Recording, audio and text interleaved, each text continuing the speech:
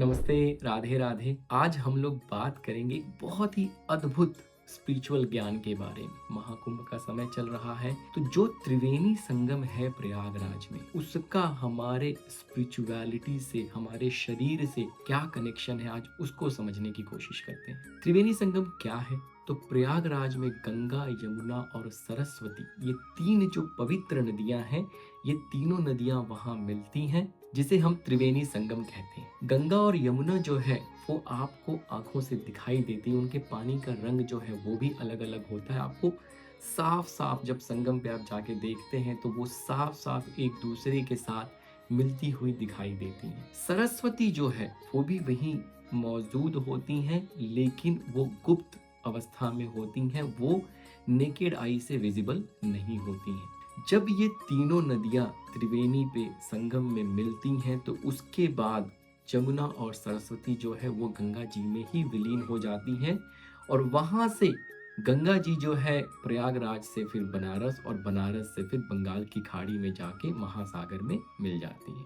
त्रिवेणी संगम और हमारे शरीर का क्या कनेक्शन है, आइए अब उसको समझने की कोशिश करते हैं। जैसे त्रिवेणी संगम तीन नदियों का संगम है, मिलन है, वैसे ही हमारे शरीर में भी तीन नाड़ियां होती हैं, वो एक जगह पे जाके मिलती हैं। उस जगह को हम त्रिवेणी संगम कह सकते हैं। हमारे शरीर में जो तीन नाड़ियां हैं, ईड़ा, पिंगला और सुषुम्ना, ये हमारे मूलाधार चक्रा से निकलती हैं और निकल के ये हमारे आज्ञा चक्रा पे जाके एंड हो जाती हैं। यहाँ पे जब फाइनली वो मिलती हैं तो इस जगह को हम त्रिवेणी संगम कह सकते हैं। ईड़ा जो है वो गंगा नदी को रिप्रेजेंट करती है और शिव का प्रतीक है। पिंगला जो है वो जमुना नदी को रिप्रेजेंट करती है और शक्ति का प्रतीक है।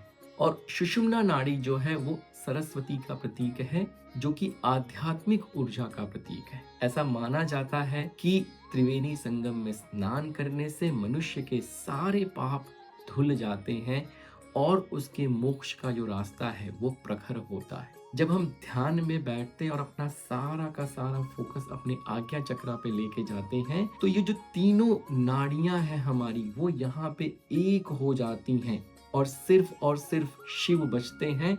और फिर यहाँ से जो ऊपर की जर्नी है, परम शिव की जो जर्नी है, परम तत्व की जो जर्नी है, वो घटित होती है और आपके जो मोक्ष का रास्ता है वो खुलता है। आप समाधि की तरफ अग्रसर हो जाते हैं। हमारे वैदिक विजडम में, हमारे सनातन धर्म में ये जितनी भी चीजें, ये प्रतीक है आपको सिखाने के लिए, आपको बताने के लिए कि आपके लिए मोक्ष का रास्ता, आपके लिए समाधि का रास्ता कैसे खुलेगा। राधे राधे।